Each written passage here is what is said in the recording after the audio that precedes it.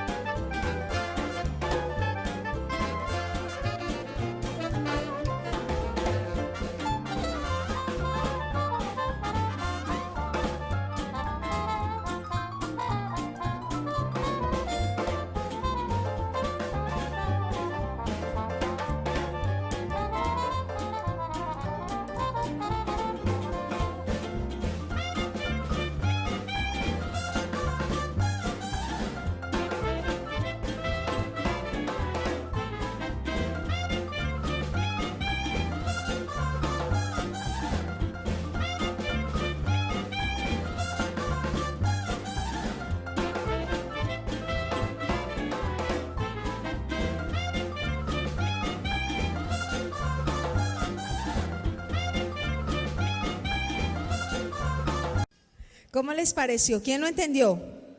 Este es un experimento de influencia social. Y entonces, ¿qué pasa? Llega la chica, se sube al ascensor, pero de repente entran otras 3 personas que no se conocen y deciden mirar en esta dirección. ¿Y qué hace la muchacha? ¿Ustedes no se dan cuenta?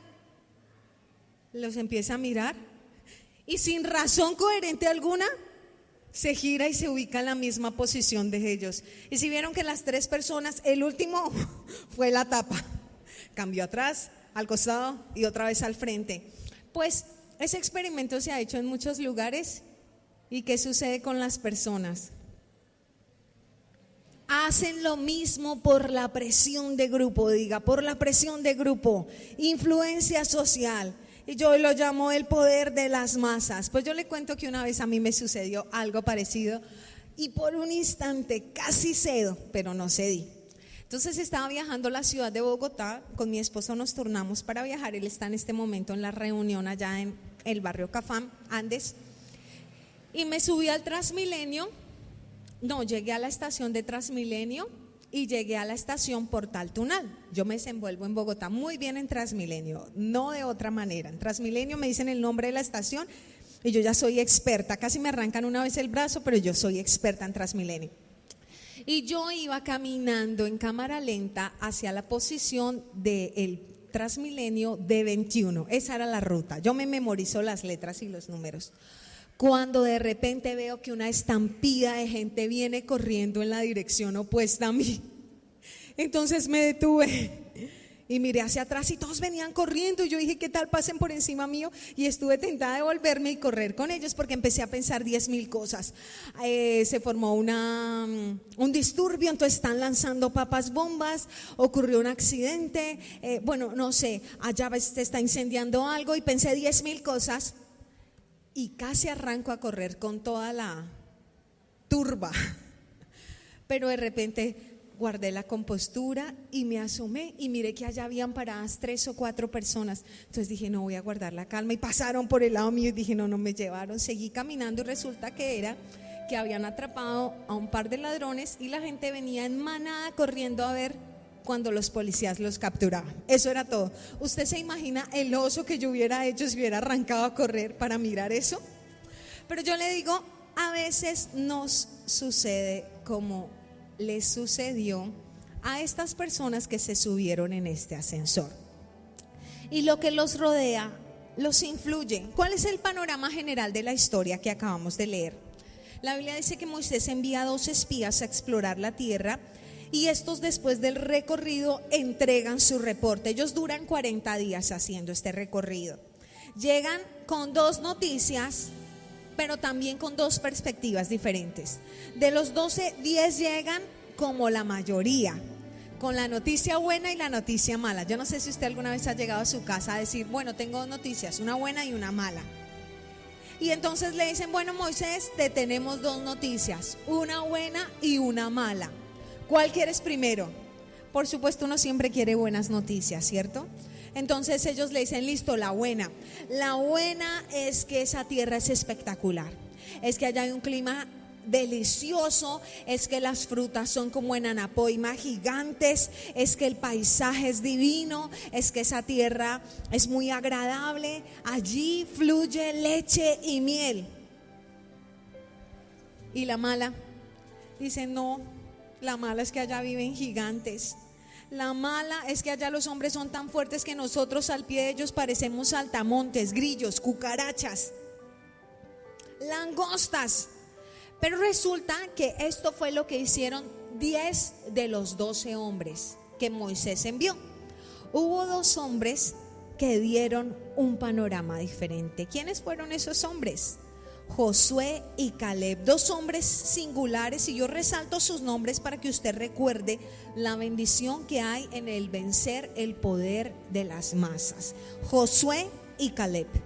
Estos son 2 hombres, independiente de que habían visto el mismo panorama, dan una respuesta totalmente diferente a Moisés. Ellos le dicen a Moisés y al pueblo, no solo que la tierra es maravillosa, sino que el Señor los llevará a salvo. Les dice que les entregará esa tierra y los animan para que no teman y les recuerdan que ellos cuentan con la protección de Dios. Eso hacen 2. De 12, solo 2 hacen eso. Son un poquito más del 10%.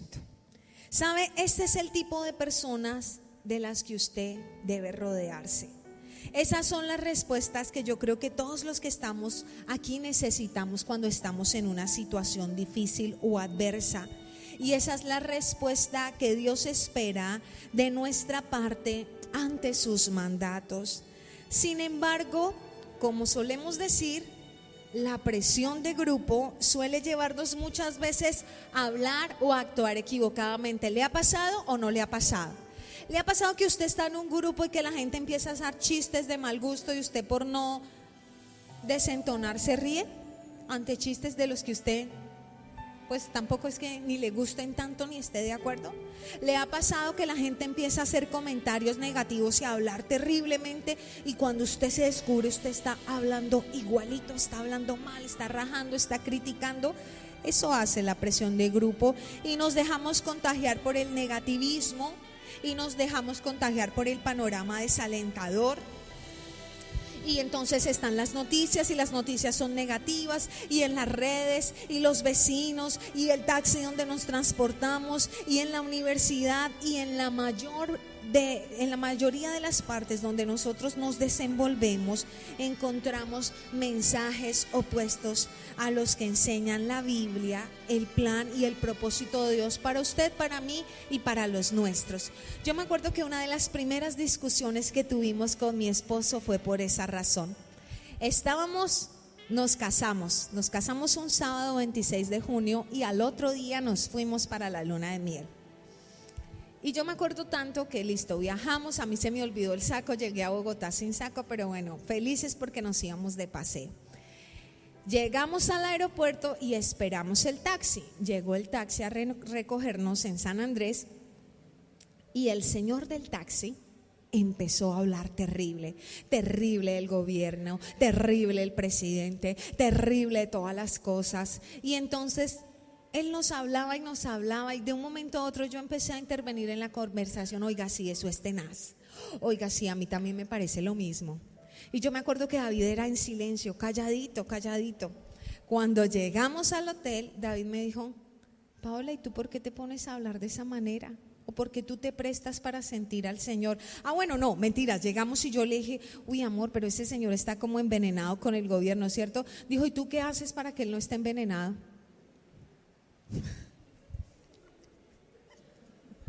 Lloré, les reconozco que lloré, fue terrible que me dijera eso. Estamos en la luna de miel, ¿cómo me iba a decir una cosa de esas? Pero es verdad, yo le seguí la corriente a este señor, ya un señor de edad avanzada que destilaba amargura, y en vez de quedarme callada o en algunas cosas que yo no estaba de acuerdo, tener el carácter para decirle: no, mire, a mí no me parece, yo me quedé callada y en algunas cosas le dije: pues sí. Y yo le digo, estas cosas nos pasan a todos. Esta es una lucha que tenemos todos. No sé en qué momento la presión de quienes le rodean a usted lo han llevado a decir cosas que en realidad usted no piensa, o lo han llevado a no expresar sus convicciones. Que alguien dice: uy, no, es que a mí me caen gordos los cristianos, y usted se retira de ahí porque usted no quiere decir que es cristiano. O su jefe dice: es que yo no puedo ver a los cristianos, y usted ya lo iba a invitar a la iglesia y se devuelve para su puesto. Y lo han llevado a actuar diferente, a negar sus convicciones, o lo han contagiado de sentimientos tales como el temor, la tristeza, la frustración o la ansiedad. Yo tengo en mi casa una de mis hermanas, ella no está aquí, ella es experta en contagiar de pánico a todo el mundo. Resulta que una vez hubo un derrumbe y me dijo: no, pase el derrumbe caminando en Guayabetal, hace varios años, yo tenía tal vez unos 16 años, y yo dije: no, yo tengo mucho miedo. No, páselo, no sé qué, sola con el del taxi, me dijo ella. Y yo: bueno, está bien. Pasamos el derrumbe con un par de borrachitos, le pagamos 21,000 pesos, y yo me acuerdo que decía: bueno, usted allá en la punta, le decía al uno al otro, yo acá, y usted no se suelten de la cabulla, listo. Y nosotros agarrados de una cabulla y el barro nos daba las rodillas. Caminé 3 horas y media para llegar al túnel desde Guayabetal. Íbamos 14 personas. Y llegué a mi casa, ya me encontré con mi hermana Carolina, toda embarrada y bueno, con risa contándole toda la historia, que yo llevaba unas donas y todos decían, reparta las donas, reparta las donas. Yo, no, son para mi mamá y mi papá. No, no, no. Y no las repartí. Y llegué a la casa y llamo a Bogotá y mi familia, que estaba calmada, todas estaban desencajadas, llorando ya y gritando, negra, ¿por qué le dije que pasara ese derrumbe? Yo, Marta, ya estoy en la casa, tranquila. No, negra, si hubiera podido morir. Y todo el mundo ya estaba chillando, gritando, paniqueado, gracias al poder de influencia. Y a usted también tal vez le ha pasado, la gente lo contagia de sentimientos de ese tipo, de ansiedad, de negativismo. Y por eso es que yo hoy le quiero compartir unas verdades bíblicas que yo encontré en este pasaje, que le van a ayudar a ser una persona de convicciones, una persona de pensamientos y sentimientos firmes. Diga, convicciones, pensamientos y sentimientos firmes. Y yo con esto no me estoy refiriendo a que usted sea un rebelde sin causa, que usted iba peleando por todo, o que usted sea una persona dura e implacable, o que usted le guste contradecir todo el tiempo, o que usted ande buscando con quién agarrarse a los puños o con quién pelear, o que usted quiera obligar a la gente a que la gente piense como usted, sino que yo quiero invitarlo a que usted tenga el carácter de Cristo. A mí me encanta el carácter de Cristo, es un carácter maravilloso, con todo el amor, con toda la dulzura, pero también con todo el dominio propio y con toda la autoridad. Pudo enseñar e inspirar a la humanidad, pudo exhortar, corregir y ser fiel a sus principios, pudo cumplir su propósito sin necesidad de pisotear ni insultar a nadie, pero tampoco sin ser persuadido, así como cuando Pedro le dijo, ay no, Señor Jesús, como dice un predicador, queremos Jesús para rato, no vaya a la cruz, sin ser persuadido por nada, porque él tenía claro que era lo que su Padre Celestial le hablaba, amén. Así que hoy vamos a compartir qué hicieron estos dos hombres y cómo sus historias de vida trascendieron y cuál es la invitación que Dios nos hace a través de sus vidas, amén. ¿Usted quiere vencer esa influencia social que lo aleja del propósito de Dios? ¿O usted quiere ser del que se sube al ascensor e ignorantemente empieza a dar vueltas sin ningún sentido y empieza a hacer todo lo que la gente hace? ¿Cierto que no? ¿Usted quiere hacer lo que Dios quiere para su vida? O como el dicho, ¿para dónde va Vicente? Va la gente. ¿Qué quiere hacer usted? Dígale a la persona que tiene a su lado, ¿qué quiere hacer usted? Dígale. Sentimientos, convicciones firmes. Bueno, ¿sabe cuál es la primera forma en la que usted puede vencer ese poder de las masas? Pero no las masas buenas, porque hay masas buenas, de las multitudes que corren hacia lo negativo. La primera forma de hacerlo es buscando la respuesta en Dios y en su palabra. Yo no sé si usted tiene dudas acerca de lo que debe hacer. En estos días está en furor la respuesta ante el plebiscito. ¿Y quiere que le dé mi opinión? Pues léase las 297 páginas, ore y pídale una respuesta a Dios. Eso es lo que tenemos que hacer. Busque las respuestas en Dios y en su palabra. Busque la respuesta en Dios y en su palabra. ¿Tiene que tomar una decisión importante en su vida? Busque la respuesta en Dios y en su palabra. Mire lo que dice Números capítulo 13, versículo 1, cuarto libro de la Biblia. El Señor le dijo a Moisés, envía a hombres a explorar la tierra de Canaán, la tierra que les daré a los israelitas. Envía un jefe de cada una de las 12 tribus de sus antepasados. ¿Quién le dio la orden a Moisés de explorar la tierra? El Señor. No fue que Moisés dijo, a ver, ¿qué vamos a hacer? El día está soleado.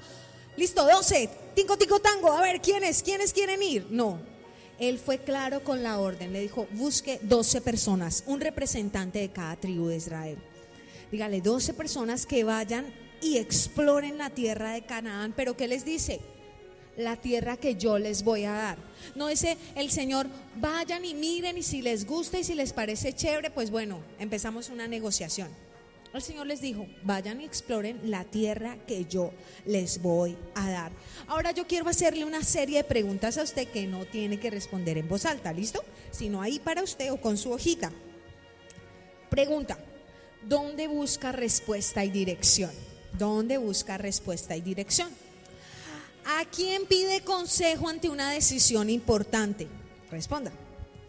¿Quién es su punto de referencia para hablar o actuar? ¿Y sabe qué? De acuerdo a la respuesta que usted se dé a usted mismo, usted va a saber quién es quien dirige su vida. ¿Son las noticias o son los indicadores económicos los que lo llevan a tomar sus decisiones? ¿O es su vecino sindicalista? ¿O es su amiga libertina? ¿O es el horóscopo y su signo zodiacal? ¿Es el clima? Ay, hoy va a llover. No, yo mejor no salgo a trabajar. ¿Es su sexto sentido? Usted dice, yo tengo un sexto sentido para todas las cosas. ¿O es Dios y su palabra? ¿Qué cosas cree que Dios deba hablarle y qué otras cree usted que debe resolver solo? Porque aquí está la diferencia.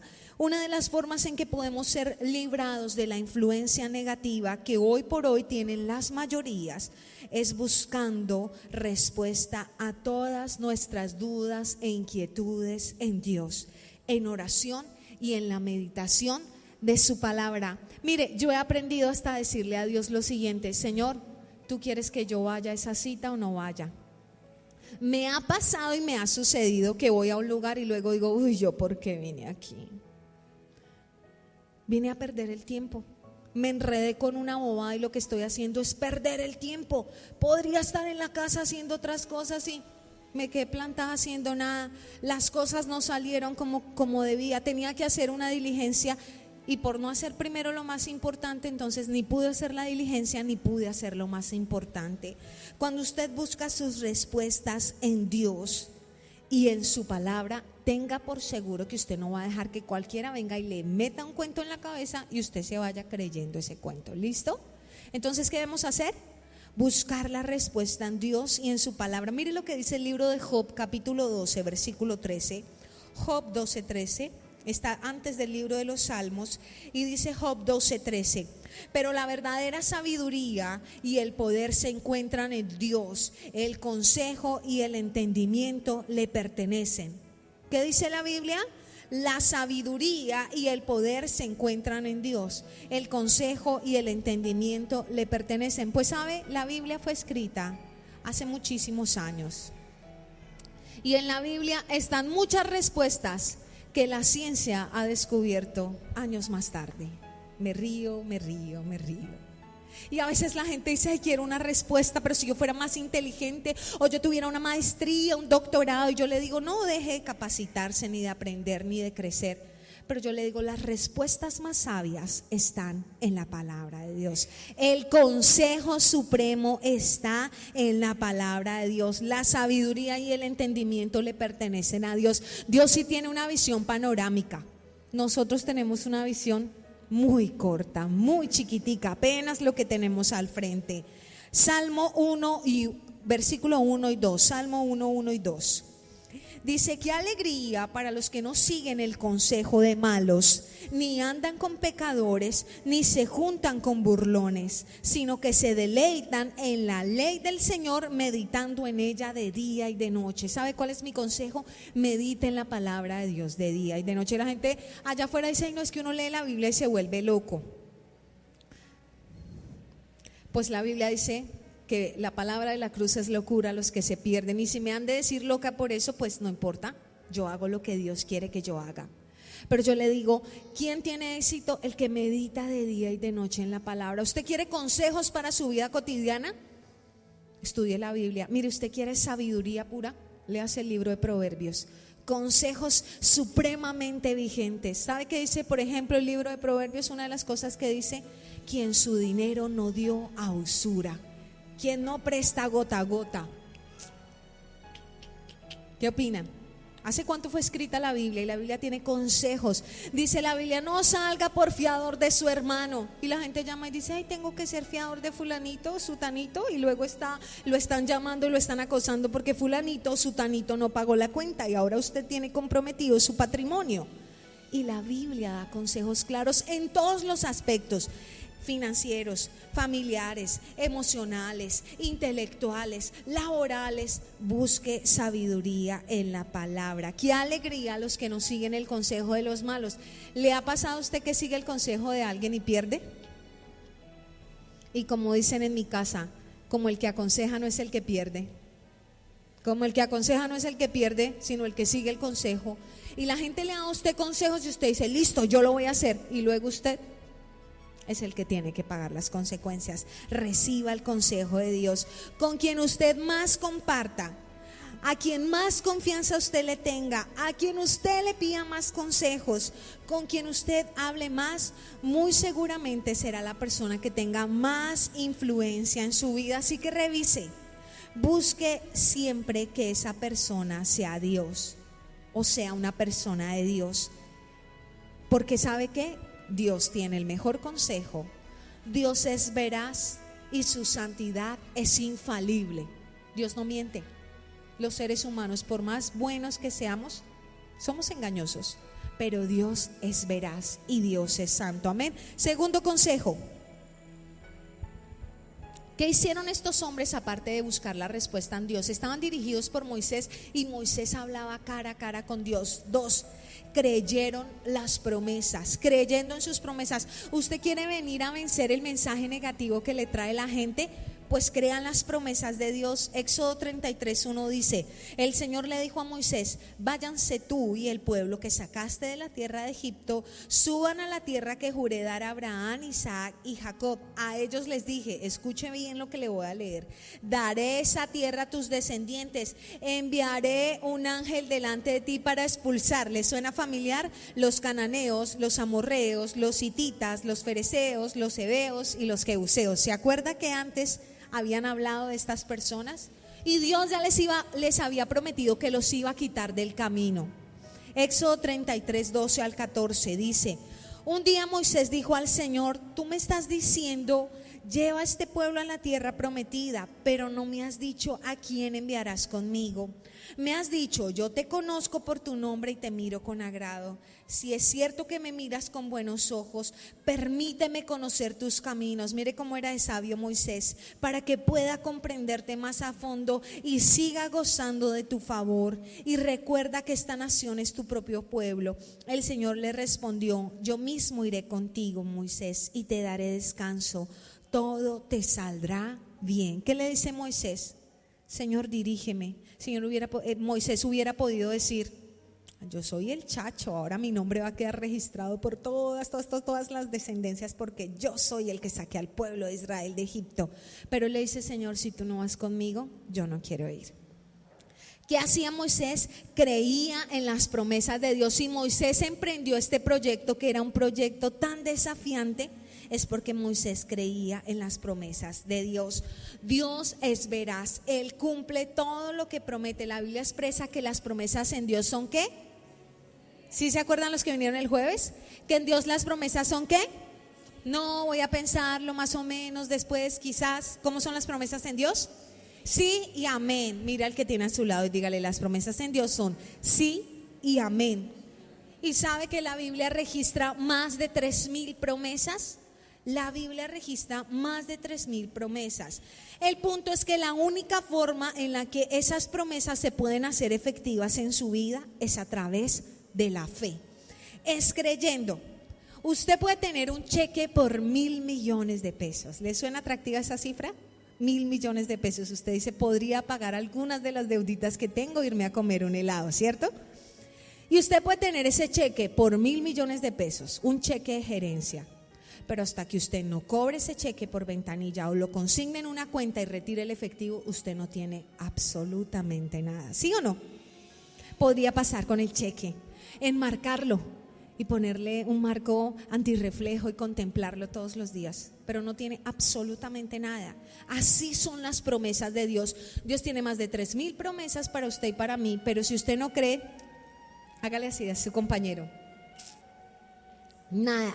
No hay nada que hacer, no las puede recibir, porque lo único que mueve la mano de Dios es la fe. La Biblia dice que sin fe es imposible agradar a Dios. Dele fuerte ese aplauso al Señor.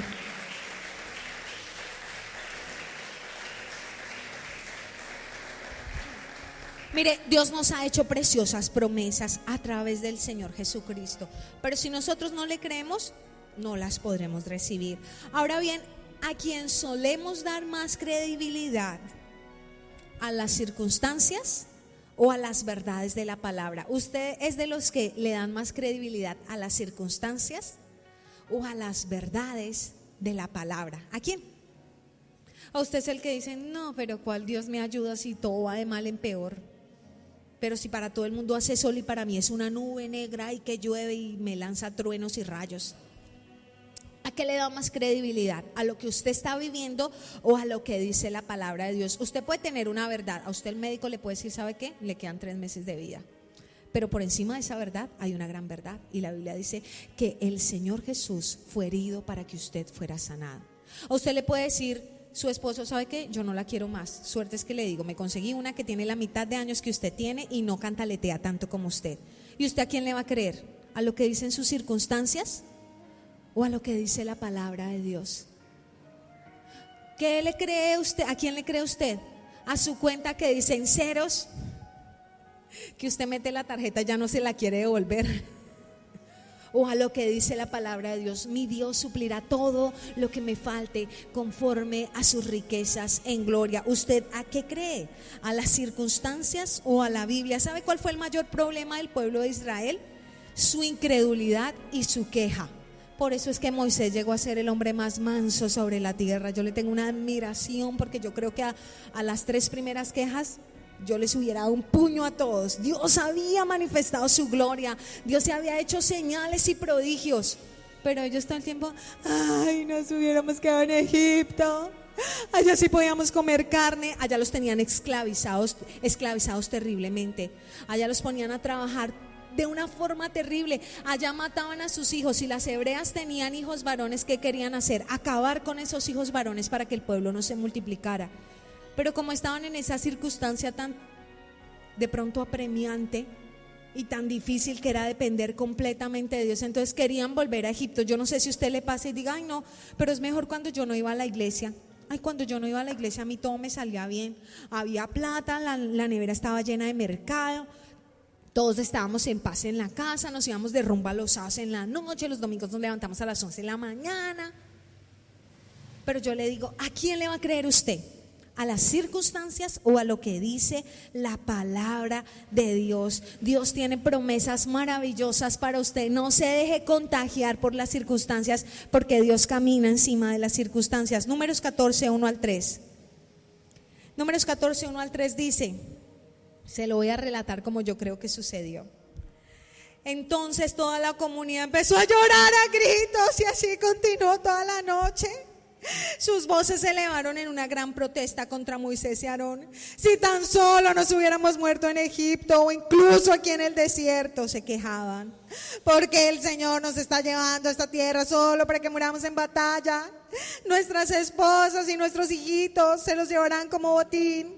¿No sería mejor regresarnos a Egipto? Imagínense lo que decían estas personas. Gritaban y lloraban y no creían lo que Dios estaba haciendo. Dios había abierto el mar en 2. ¿Usted ha visto eso? ¿Usted ha llegado a la playa, al mar, y el mar se ha abierto en 2 para que usted pase caminando y haga un recorrido hacia los corales más profundos? ¿Alguien ha visto eso? Ellos sí lo vieron. Ellos vieron cómo pasaron en seco y cómo todos los carros de Faraón se ahogaron. Ellos vieron cómo Dios todos los días les daba maná. Ellos vieron como una nube les hacía sombra. Iban en un calor como este, pero había una nube como un parasol que les hacía sombra en el día. Pero en el desierto las temperaturas en la noche son supremamente bajas. El frío es impresionante. ¿Y sabe qué pasaba en la noche? Una nube de fuego, una columna de fuego les daba calor y los dirigía. Los zapatos y la ropa crecieron con ellos. Usted póngale un zapato a un niño de 1 año y usted a los 6 meses dice, no, este zapato ya no le queda. Pero todos vivieron 40 años en el desierto y la ropa nunca se desgastó. Los zapatos no se desgastaron.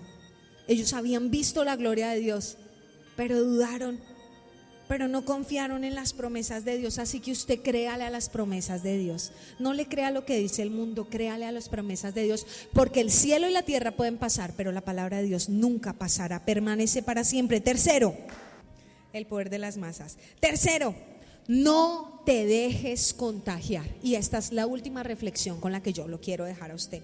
No se deje contagiar. Primero, ¿en quién va a buscar su respuesta? En Dios y en su palabra. ¿En quién? En Dios y en su palabra. No digan Dios y espere que Dios le mande un email o un correo electrónico. Dios se lo puede mandar, téngalo por seguro, pero busque a Dios en oración y en la palabra. Segundo, ¿qué tiene que hacer? Crea en las promesas de Dios. Y tercero, no se deje contagiar. Números 14, 6 al 10. Dice Números 14, 6 al 10: 2 de los hombres que exploraron la tierra, Josué hijo de Nun y Caleb hijo de Jefone, se rasgaron la ropa y dijeron a todo el pueblo de Israel: la tierra que atravesamos y exploramos es maravillosa. Si el Señor se agrada de nosotros, Él nos llevará salvo a esa tierra y nos la entregará. Dice, nos llevará salvo, nos la entregará. Es una tierra fértil donde fluyen la leche y la miel. No se rebelen contra el Señor y no teman al pueblo de esta tierra. Para nosotros son como presa indefensa. Ellos no tienen protección, pero el Señor está con nosotros. No les tengan miedo. Sin embargo, toda la comunidad comenzó a decir que apedrearan a Josué y a Caleb. Pero mire cómo termina la historia. Entonces la gloriosa presencia del Señor se apareció a todos los israelitas en el tabernáculo. ¿Sabe? A mí me impacta la actitud tan valiente y la fe de Josué y Caleb. ¿Sabe por qué?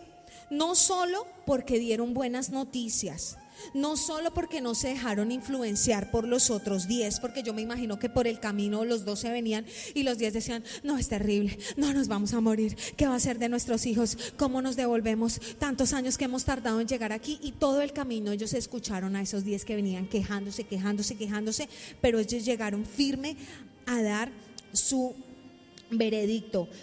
Pero hay algo más, y es que ellos pusieron en riesgo sus vidas. Dice que ¿qué hacía la comunidad? ¿Pretendía qué? Apedrearlos, matarlos a piedra. ¿Usted se imagina qué es morir a piedra? ¿Usted alguna vez le ha caído alguna cosa en su cabeza? Un mango, me acuerdo que una vez iba en la moto y nos cayó un palo a mi hermana y a mí, casi me tumba de la moto. Los iban a matar a piedra. Pero ¿sabe? Ellos no se contagiaron por 2 razones, le voy a decir. Ellos no se contagiaron no solo porque dieron un dictamen positivo y hablaron las promesas de Dios, sino que tampoco se dejaron influenciar o intimidar por lo que la gente decía. Yo no sé si usted a veces por temor se ha callado y no ha dicho lo que debe decir, pero ellos no. Ellos con fe y con amor animaban al pueblo. Usted no se deja contagiar, ¿sabe también cuándo? Cuando usted no se pone a criticar a la gente. Ay, no, es que ese es un impío que no conoce de Dios y no sabe que es de fe. Ellos tampoco empezaron a decirle: oiga, incrédulos, pues quédense aquí, nosotros sí nos vamos para la tierra prometida. ¿Qué les decían? Ánimo, no teman. Ellos creían, pero con amor les recordaban las promesas de Dios. No los condenaban, no los criticaban, no los insultaban, sino que los animaban a confiar en Dios. Te dejas contagiar cuando canjeas tus principios. Ahí es cuando uno se deja contagiar.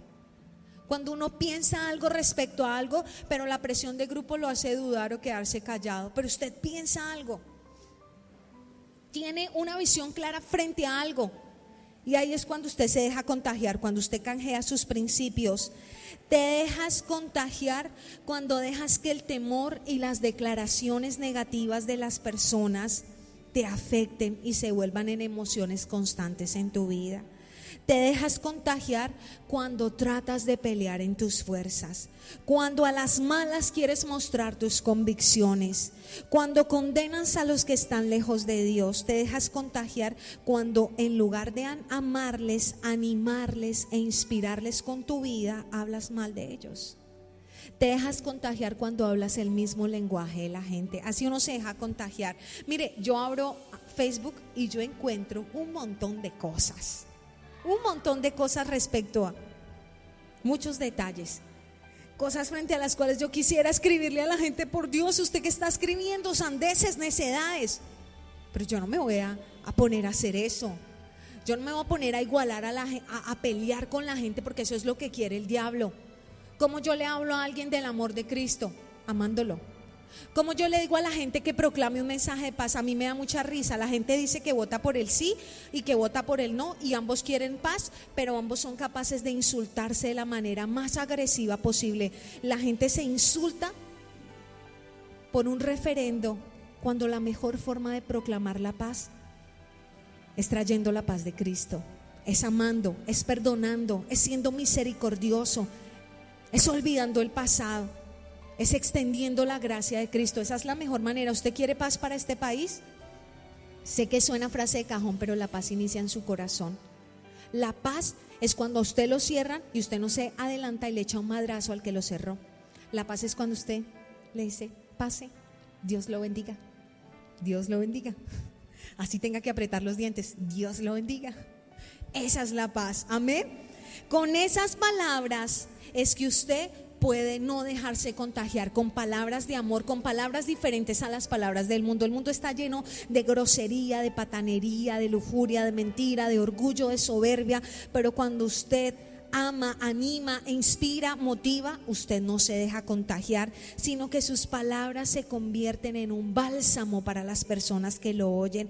Y es con ese mensaje transformador que traspasa corazones que vamos a vencer lo que hace la mayoría, que vamos a ser luminares en el mundo.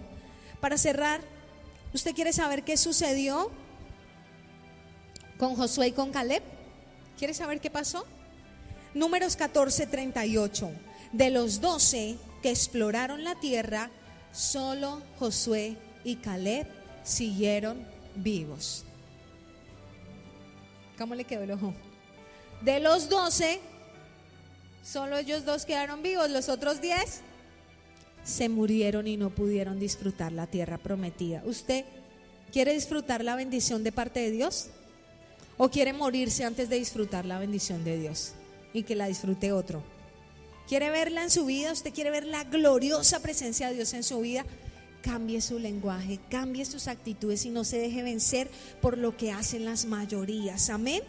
Josué fue quien heredó el legado de Moisés y entró con el pueblo a la tierra prometida. ¿Usted sí sabía? Josué fue el sucesor de Moisés y él fue el que tuvo el lujo y el privilegio de conducir al pueblo en el último trayecto y disfrutar de la tierra prometida. Fue el único, junto con Caleb, que estando en el desierto no murió en el desierto, sino que pudo acceder a la tierra prometida. Del resto, todos los que salieron murieron en el desierto por sus quejas, por su incredulidad, por su crítica.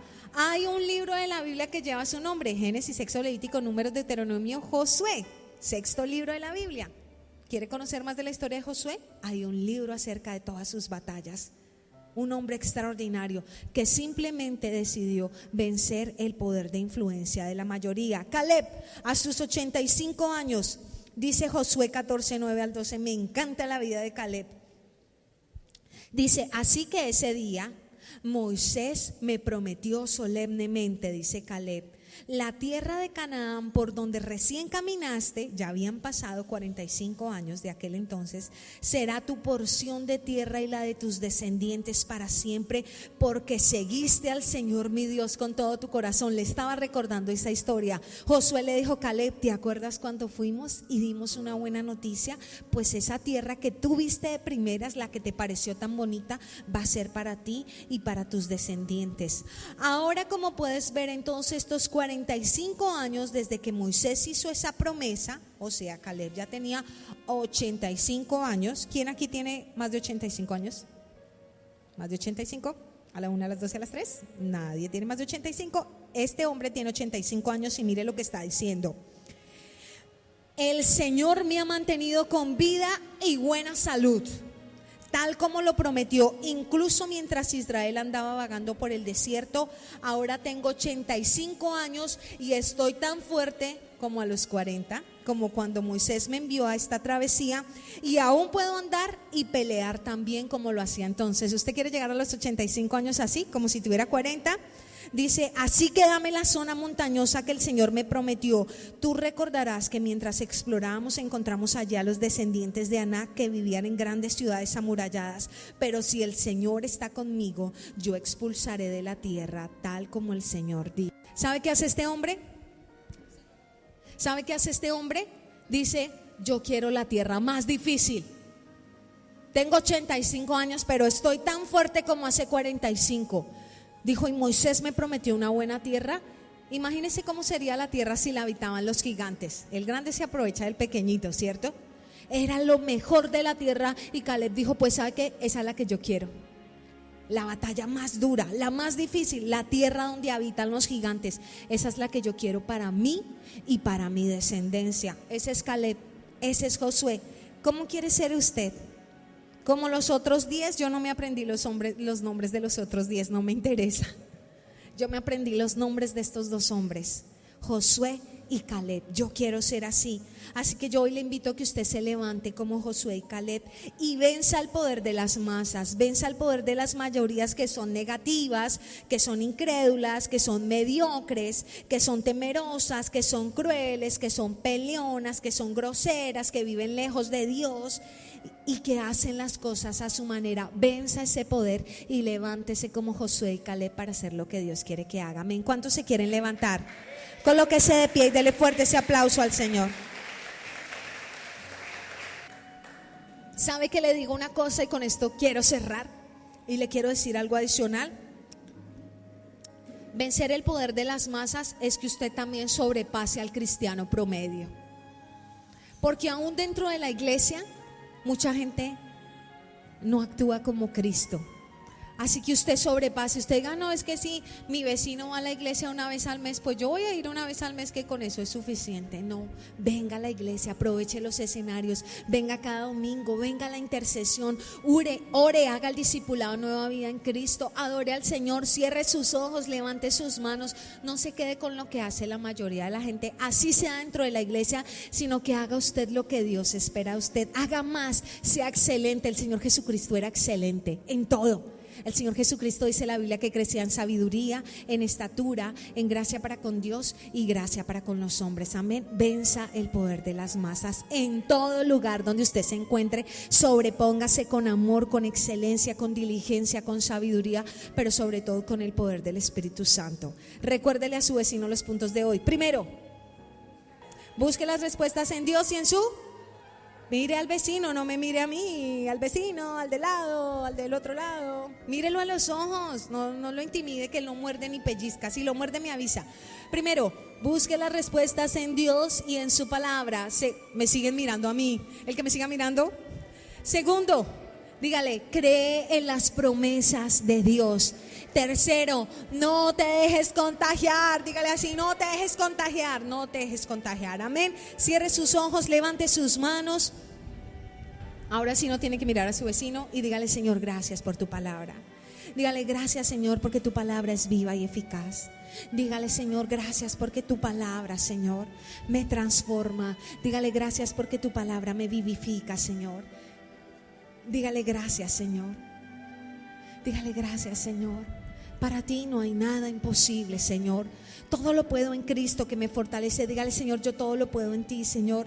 Si hasta este momento de pronto usted se ha sentido vulnerable o ha sentido que algo le ha impedido actuar como debe, o se ha dejado contagiar por el negativismo, por la agresividad, por la pelea, por el temor, por el mensaje que dice el mundo, esto no se puede, esto es imposible, usted diga no, porque para Dios todo es posible. Si las circunstancias han venido a querer gritarle en su cara, no va a poder, usted es un frustrado, usted es un fracasado, usted no va a salir adelante, usted no va a tener lo que quiere, siempre va a vivir así, usted va a decir no, porque Dios está conmigo y yo soy más que vencedor por medio de Cristo, porque en Dios las promesas son sí y porque en Dios las promesas son amén y yo lo creo.